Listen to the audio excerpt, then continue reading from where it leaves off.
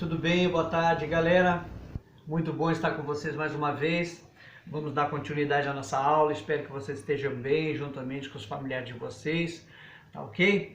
Lembrando que vou corrigir aqui brevemente as questões do dia 1º e do dia 8, entendeu? E nós sabemos que versa sobre o capítulo 3, que é hidrosfera, tá ok? Então os nossos exercícios estão totalmente voltados para as questões da água, tá certo? Então, o dia 1º, vocês resolveram as questões da página 70, do 1 ao 12, entendeu? Então, eu vou recapitular aqui as perguntas e já vou respondendo para vocês.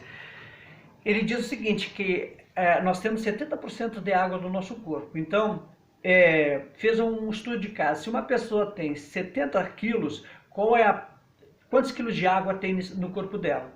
Então é só nós multiplicarmos, né? Se ela tem 70% de água, é só multiplicarmos 70 vezes 70 e dividir por 100. Então nós vamos ver que essa pessoa ela vai ter 49 litros de água. Então uma pessoa com 70 quilos tem 49 litros de água, tá? A pergunta número 2, ela diz o seguinte, fala sobre água doce. E pergunta o seguinte, o sabor da água, ele é doce mesmo? O que significa a expressão água doce, entendeu?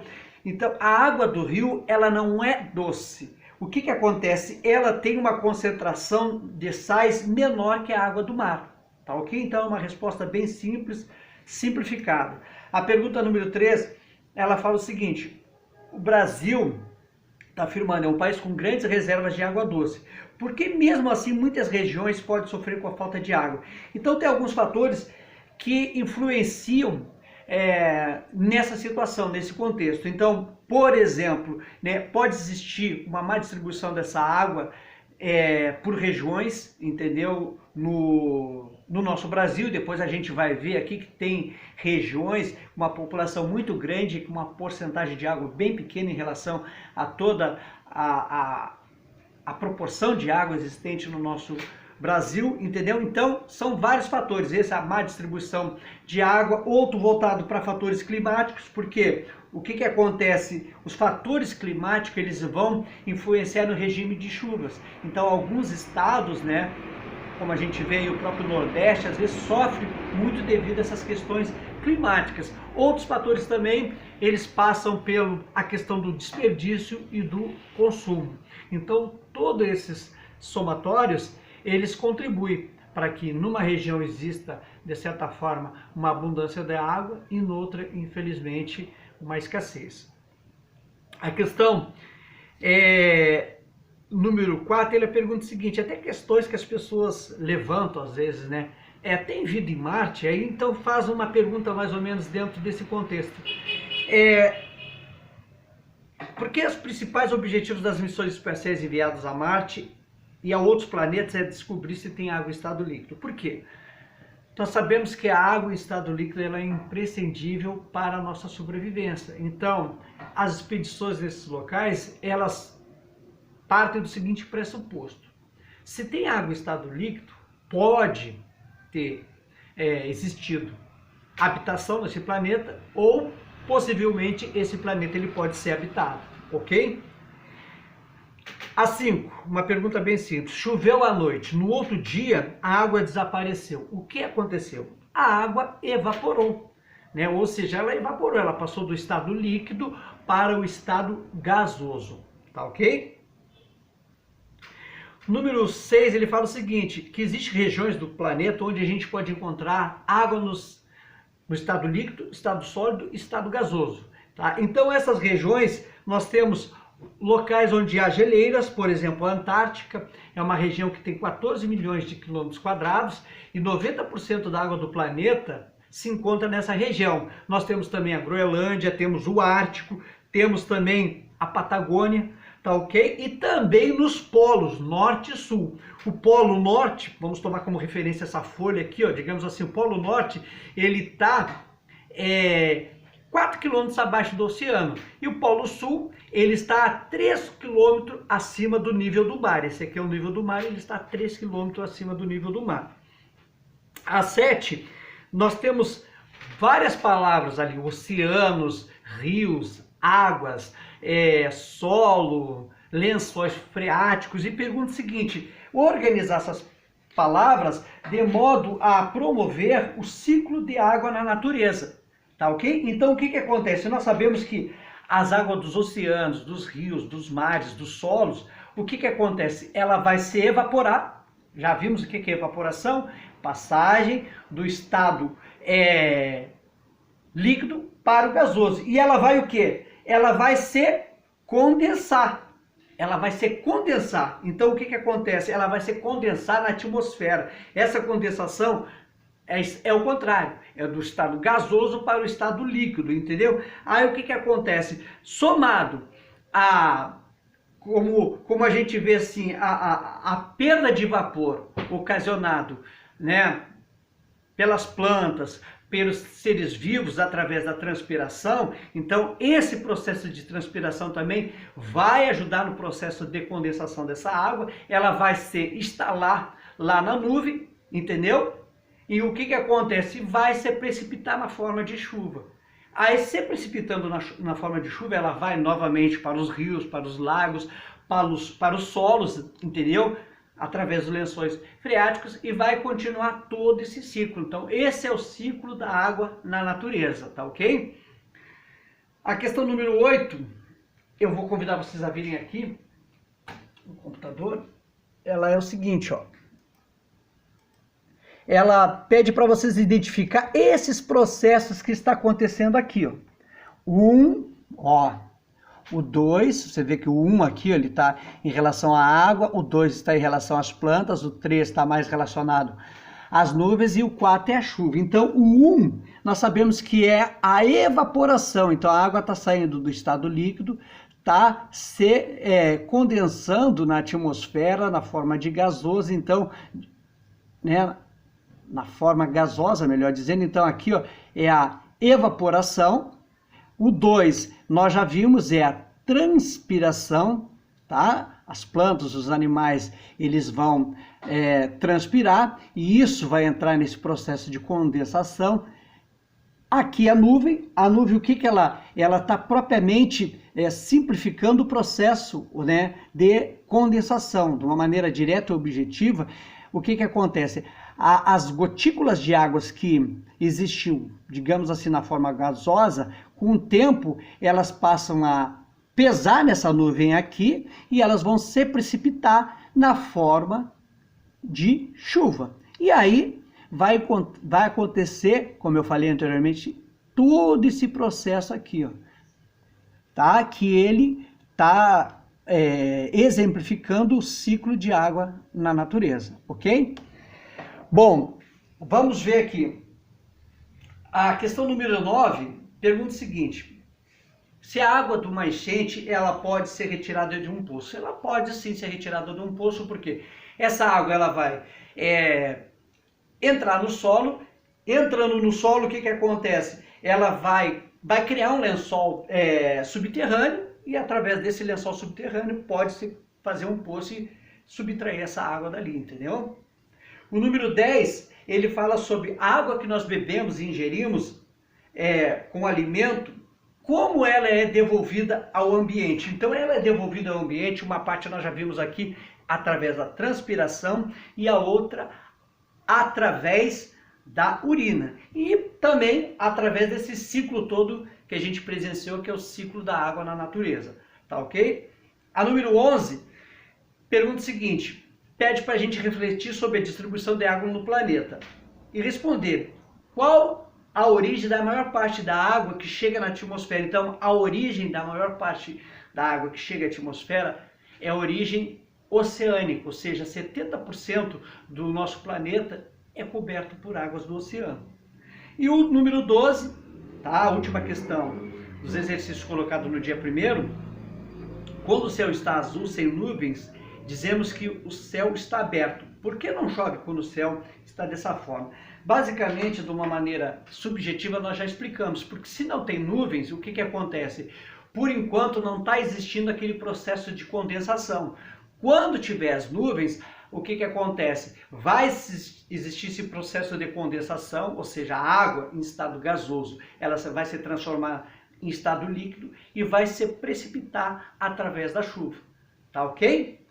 Já a questão do dia 8, pergunta o seguinte, né, reforça que 97% das águas do nosso planeta, elas estão nos mares e nos oceanos em estado líquido. Pergunta, o que torna essa água imprópria e qual a porcentagem de água é existente no planeta? Bom, o que torna essa água imprópria, como nós já vimos, é o que? A grande quantidade de sais minerais que ela possui, principalmente o cloreto de sódio, né, que a gente conhece muito bem, né, que é o tal sal de cozinha, né, que a mamãe, o papai lá vai preparar o alimento, utiliza o sal de cozinha. E essa água doce, 2% está no estado congelado, 1% está no estado líquido e 97% ela é salgada. Então, uma grande porcentagem de água salgada. Número 2. Em um organismo vivo, a maioria das transformações químicas só ocorre quando dissolvidas em água. Então, a importância da água nas transformações químicas. Pergunta, o que é uma transformação química? Transformação química é quando uma substância se transforma em outra, ou seja, houve alteração da matéria, ou seja, da substância. Por exemplo, tu pega, lasca um palito de fósforo, queima um papel, houve uma transformação química, entendeu? Uma substância se transformou em outra. Diferente das transformações físicas, porque as transformações físicas não existe essa mudança, ela vai conservar o seu estado, a sua substância. Por exemplo, a água, né? Ela está no estado líquido. Ela congelou lá a 0 graus, ela vai permanecer água ainda. Então ela teve uma transformação física, mas não alterou a substância que é a água. Tá ok? A número 3, vou convidar vocês a permanecerem aqui, ó.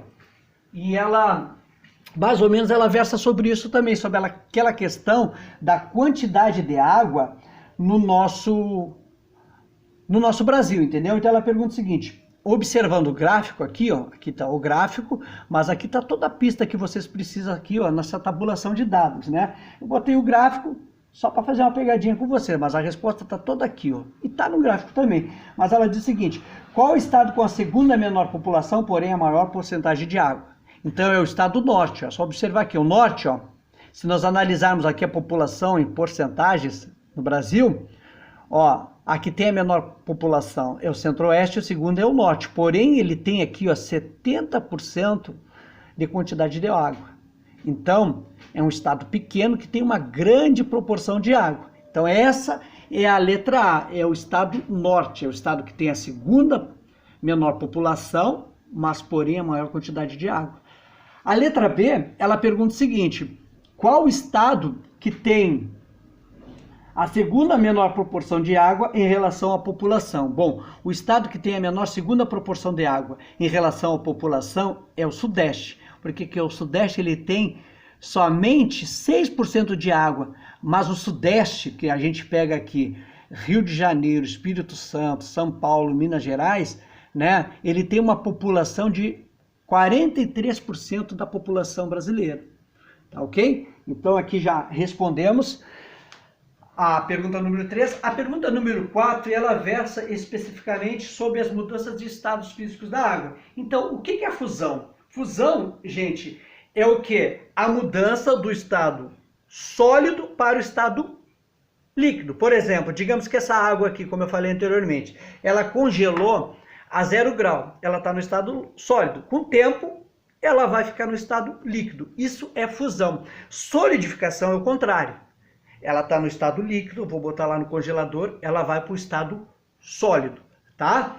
Depois nós temos ainda vaporização. O que é vaporização? Vaporização é a mudança do estado líquido para o estado gasoso, através de um processo de fervura da água. Então a água ferveu, né, em 100 graus Celsius ela ferveu, então o que acontece? Ela vai passar para o estado gasoso. Então, o que acontece? Dentro desse processo, quando ela está fervendo, parte da água vai entrar em ebulição. O que é essa ebulição? É um processo rápido, né, digamos assim, a ebulição é um processo rápido de vaporização dessa água. Tá ok? Depois nós temos evaporação. Evaporação é o que é a mudança de estado, onde ela passa do estado líquido para o estado gasoso, sem passar por uma fervura. Você já viu a roupa, né, quando bota lá no varal para secar, a roupa está molhadinha, depois de um tempo ela vai estar seca. Então esse é o processo de evaporação. Depois nós temos também condensação ou liquefação. Por exemplo, colocamos uma água gelada aqui nesse copo, tá? Então o ar atmosférico em contato com essa água gelada, ele vai formar o que acontece? Um vapor na parte externa do copo e logo esse vapor vai se transformar em gotículas de água. Tá? Então esse é o processo devido à temperatura fria da água do copo. Então esse processo de condensação ou liquefação é um processo onde a água ela vai passar do estado gasoso ou vapor para o estado líquido. Tá? Também você deve ter observado que no texto não fala de sublimação, que é um outro processo, entendeu? Sublimação é uma passagem rápida do estado gasoso, tá? Ou melhor, do estado sólido para o estado gasoso. Um exemplo que nós temos é a naftalina, que a gente coloca no roupeiro, né? Para manter um certo aroma nas roupas, tá ok? Então, sublimação eu estou colocando aí para vocês, mas no texto do livro não tinha sublimação. Por último, o texto também ele fala sobre hipótese. O que são hipóteses em um experimento?